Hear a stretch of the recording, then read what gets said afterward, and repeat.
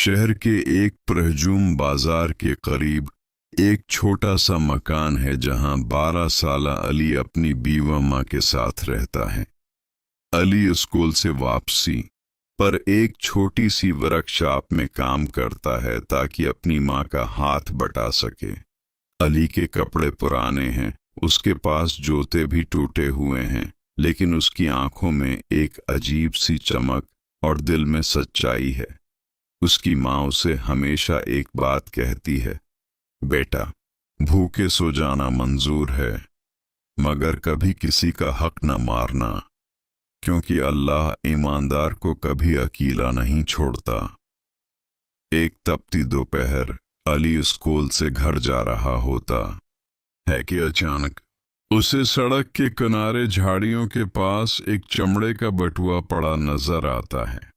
अली उसे उठाता है तो देखता है कि वो नोटों से भरा हुआ है। इसमें शनाख्ती कार्ड, कुछ जरूरी कागजात और बहुत से पैसे हैं। एक लम्हे के लिए अली के जहन में ख्याल आता है, उन पैसों से मेरी माँ का इलाज हो सकता है, मैं नए कपड़े और जूते ले सकता हूँ, हम महीनों का राशन जमा कर सकते हैं। लेकिन अगले ही लम्हे उसे अपनी माँ की नसीहत याद आती है।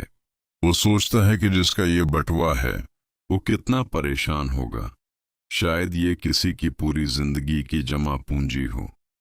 अली बटुए में मौजूद कार्ड डिस्क को देखता है तो उसे एक एड्रेस मिलता है। वो अपने घर जाने के बजाय सख्त धूप में इस पत्ते की तलाश में निकल खड़ा होता है। काफी देर भटकने के बाद वो एक बड़े बंगले के सामने पहुंचता है। दरवाजे पर एक बूढ़ा आदमी निहायत परेशान हाल में खड़ा किसी से फोन पर बात कर रहा होता है और उसकी आंखों में आंसू होते हैं। अली आगे बढ़कर पूछता है, अंकल, क्या आपका कुछ खो गया है? वो शख्स दुख से कहता है, बेटा, मेरा बटुआ गिर गया है, इसमें मेरी पेंशन के पैसे और मेरी बीवी के ऑपरेशन के कागजात थे, अब मैं क्या करूंगा? अली मुस्कुराता है और अपनी जेब से बटुआ निकालकर उनके हाथ में रख देता है। अंकल, ये रहा आपका बटुआ, मुझे ये सड़क के किनारे मिला था। वो शख्स हैरत और खुशी के मारे दंग रह जाता है। वो फौरन बटुआ चेक करता है, एक एक पैसा और कागज पूरा था। उनकी परेशानी खुशी में बदल जाती है। वो अली को गले लगा लेते हैं और उसके सर पर हाथ रखकर ढेरों दुआएं देते हैं। वो अली से कहते हैं, बेटा, आज के दौर में इतनी ईमानदारी, तुम चाहते तो उसे रख सकते थे, किसी को पता भी न चलता।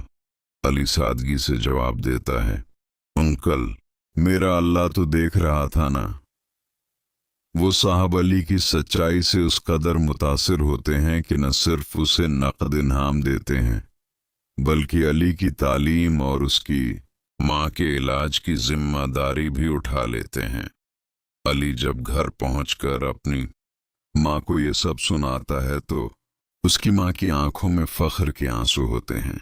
सच है कि ईमानदारी सिर्फ एक खूबी नहीं, बल्कि एक ऐसी सरमायाकारी है जिसका सला अल्लाह दुनिया और आखिरत दोनों में निहायत खूबसूरत तरीके से अता करता है।